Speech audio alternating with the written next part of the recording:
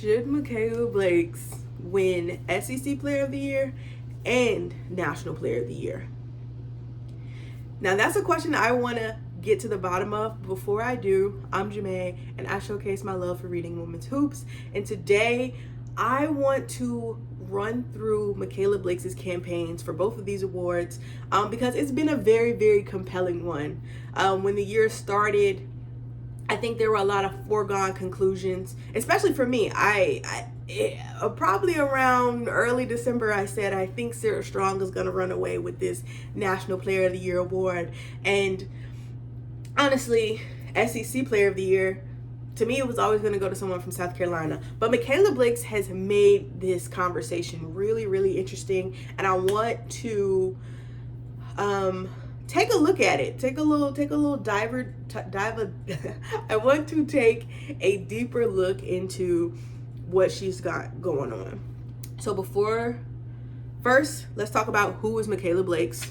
If you don't know, Mikayla Blakes is a sophomore guard at Vanderbilt. She is the country's leading scorer. She has had now 9 30-point games, and if I'm not mistaken, 7 of them have been against SEC opponents. Not only have they been against SEC opponents, but I gotta confirm, at least 1, 2, 3, at least 4 of them have been against ranked opponents. And not all of, but the teams she's seen so far were LSU, Texas, Oklahoma, and Kentucky. They all have been top 15, top 20 teams. So she's putting up crazy numbers against some of the best, right? She's currently averaging, on the season, she's currently averaging 26.2 points, 3.8 rebounds, 4.6 assists, shooting 46% from the floor, 33% from 3, and 84% from free throw. She also, she's obviously Vandy's leading scorer. She leads them in minutes played per game. She is the engine, and she has a deep bag. And if you want to watch more highlights about her, there are some online. And really what she's doing isn't really a shocker to anybody who's watched her. This past year, she played in the FIBA AmeriCups, and she ended up being MVP, and rightfully so. So we've always known that she was going to be on, we've probably always known she was going to be on this trajectory, but she's definitely taken a step forward in a way that I don't think a lot of people expected. Currently, Vanderbilt is 24-2. Fact check that. Yes, currently Vanderbilt is 24-2. They're 10-2 in the SEC. Their notable 2 losses are South Carolina and Ole Miss. And they are currently ranked number 5 in the AP poll. So that's Mikayla Blakes. Very much a dynamic player. You can watch her highlights on YouTube to get the gist, or really just tune into her games. But I want to start with the SEC Player of the Year race, because as I said early on in the season, and not even just early on in the season, a couple of weeks ago, on our podcast Pull Up 3, we talked about our SEC awards, and one of the things that I said was I have to give Joyce Edwards the edge because South Carolina is at the top of the standings, and Joyce Edwards is averaging 18.5 points and 6 rebounds in conference play, which puts her 3rd in scoring. And watching South Carolina, you know that when Joyce is good, South Carolina is even better. So my edge is always giving to her, but I really cannot ignore what Mikayla Blakes is doing. And as someone who's relatively new to women's basketball, meaning I started watching women's basketball in the past 5 years, I always think it's super important to take a historical context. Like, I love to look back at awards and just sort of like read the history of things that have happened in the league, because I mean, as we know, history is bound to repeat itself. And other than that, it also gives you a better understanding and a context for what these end of season awards look like and who they are typically who they typically go to. And so I did, and so I looked into some of this history thing, and I think there are two paths here, and I don't know which one the voters will take. The SEC vote, media voters, and coaches. I think the coaches get a vote too. But I know for sure I think there's a media portion, but I'm not sure which path they're going to take. But these are the two paths that I see happening. And in one case, Mikayla wins, and in another case, she might not. Now, with the case of something that I think will hurt Mikayla's case is kind of what I already said. And I'm really thinking back to Aaliyah Boston. She's one of my favorite players. So I really remember this campaign kind of vividly. But in the 22-23 season, South Carolina was literally one of the best teams in the country. And that team moved as Aaliyah moved. But the thing about Aaliyah in that year was her numbers weren't really flashy. She wasn't playing 30 minutes a game. She barely played 30 minutes a game. She barely had over 15 points a game. She was close to 10 rebounds, but her numbers weren't jumping off the page. But you knew if you watched South Carolina that team went as she went, right? So if she was good, the team was good. And at that same time, we had Angel Reese, who was running through the SEC. I mean, like, Angel averaged a double-double, 23 points, 16 rebounds. LSU, she was LSU's engine. She was hooping. Like, she was really, the numbers were on her side.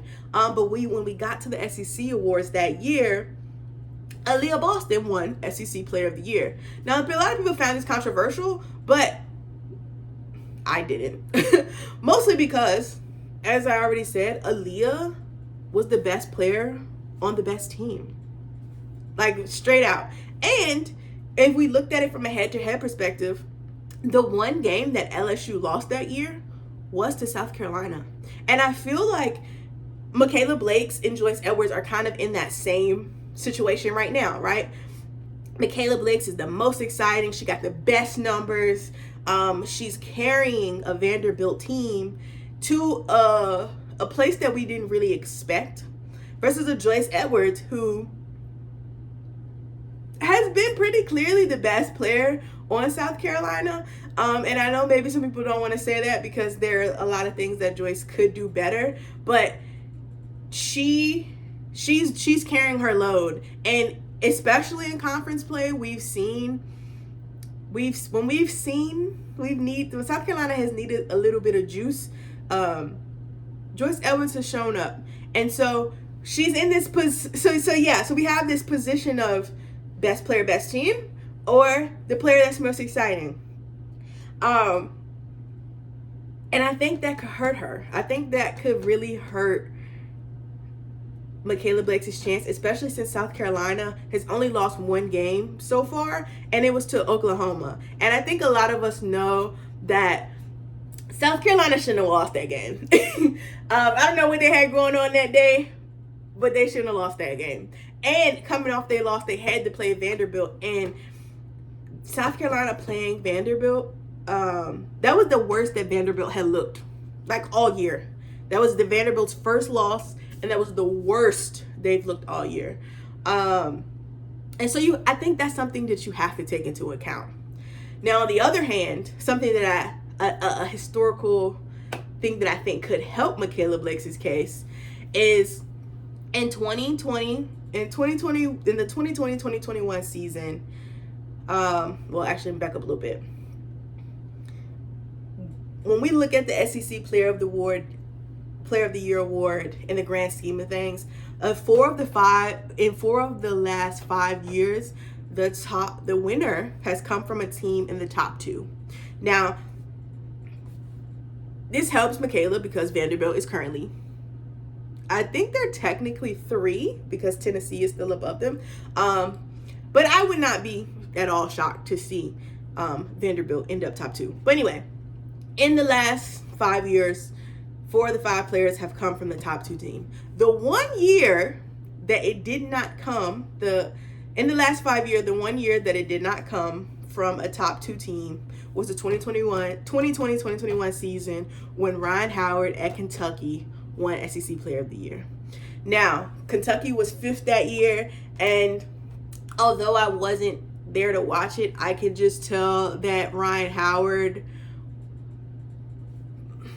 I can tell that she was the girl. I can tell she was the girl. I already know. And what I will say on to that, the thing that stands out about Ryan Howard winning the award that year was that she led the SEC in player efficiency rating, which is PER. And guess who currently leads the SEC and PER? It's Mikayla Blakes. Like, I don't know if you guys realize, but it's Mikayla Blakes. Mikayla Blakes leads the SEC in PER. But guess who's a close, and I do mean close second? Joyce Edwards. So it's getting so again, I think that there is a place and a space and a historical context for Mikayla Blakes to win SEC Player of the Year. But I think we're really gonna have to see how Vandy closes this year out. I think they've had most of their hardest matchups already. With South Carolina out of the way, they just came off a big win against Texas, and the rest of the way are Georgia, Kentucky, Alabama, and Tennessee. Which, though, if they continue to play the way they've been playing, I see no issue with Vanderbilt taking a sweep and winning it. And I really do think, I said on the pod that if Vanderbilt was top 6, then I think that they have to give Mikayla Blakes serious consideration. But as a top two, I think people thought Vandy would be good this year, but maybe not this good. They were a decent team last year. Shea Ralph has been building a pretty good program. They were 8th last year. They're 2nd this year. I really do think that means Shea Ralph is going to get Coach of the Year, but I don't know if they're going to give Mikayla Blakes that same grace, especially with Joyce Edwards just not that far behind her. So I'm really excited or interested to see where that kind of plays out. But if Mikayla Blakes ends up on this trajectory, if she continues undefeated the rest of this year, I don't know if they can deny her. And if they can't deny her for SEC Player of the Year, I feel like it's going to be really hard for them to deny her for National Player of the Year. Now, as I said previously, I thought Sarah Strong was going to run away with this. In a similar vein to that, it's actually really funny because I feel like there's the year that Aaliyah won SEC Player of the Year, she lost National Player of the Year to Caitlin Clark. And I feel like this is another similar situation where, in this case, Sarah Strong is Aaliyah Boston and Mikayla Blakes is Caitlin Clark. Sarah Strong is currently on UConn. She is the best player on the best team. They are currently undefeated, and they will likely end the rest of the year undefeated. Sarah averages 19 points, 7 rebounds, and 4 assists on less than 30 minutes a game. Again, so you see these similarities between her and Aaliyah, the best player on the best team. And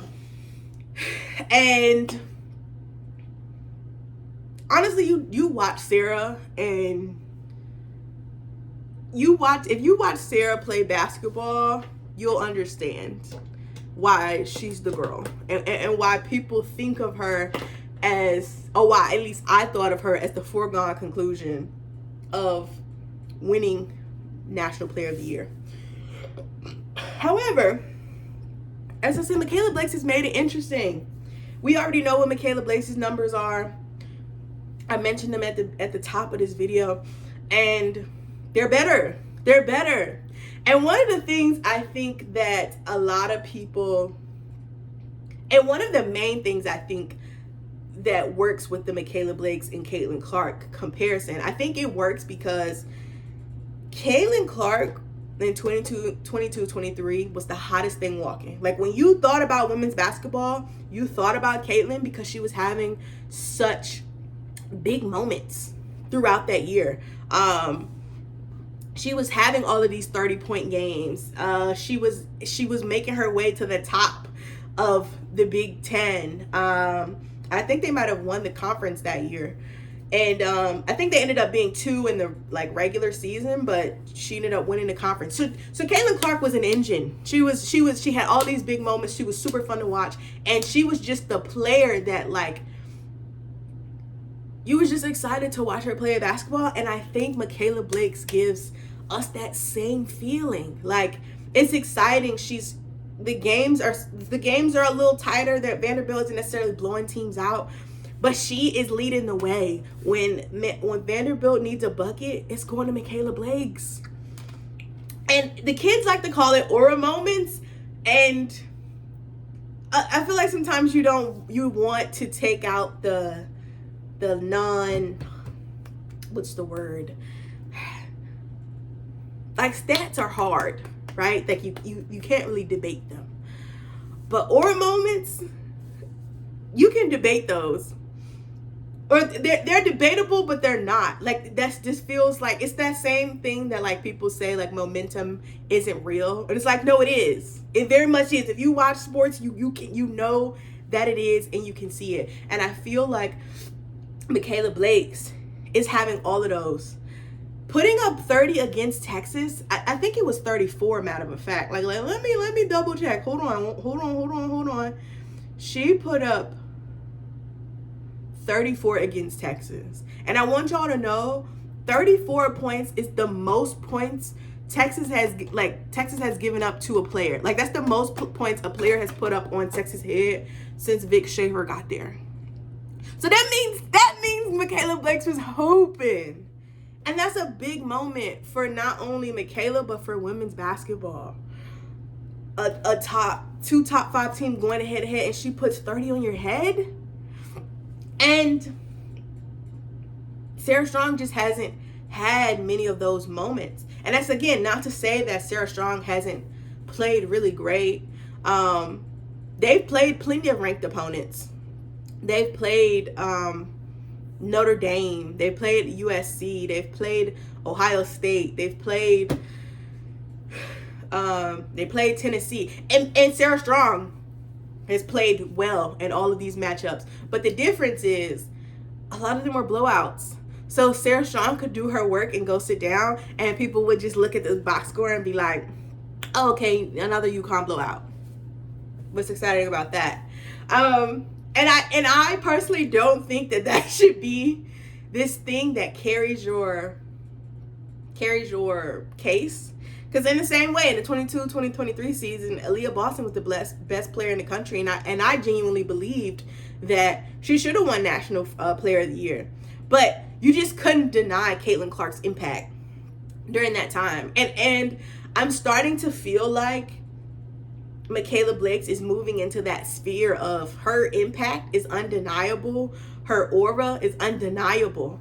And I don't know what you do with that. On the other, and to add it a little further, one of the things we kind of talked about with the SEC Player of the Year is PER, Player Efficiency Rating. And so you guys know, the year that this year, currently, as I'm making this video, Sarah Strong leads the country in PER. Mikayla Blakes is 9th on that list. And you might be like, oh, well, it's very clear that then it should go to Sarah. Wrong. Because when we look at the last 10, National Players of the Year. 1, 2, 3. Only three of them have been number one in PER for the country. Now, a lot of them were top 5. There are only 2 players that were not top 5 in PER the year that they won the national championship, the year they won the National Player of the Year.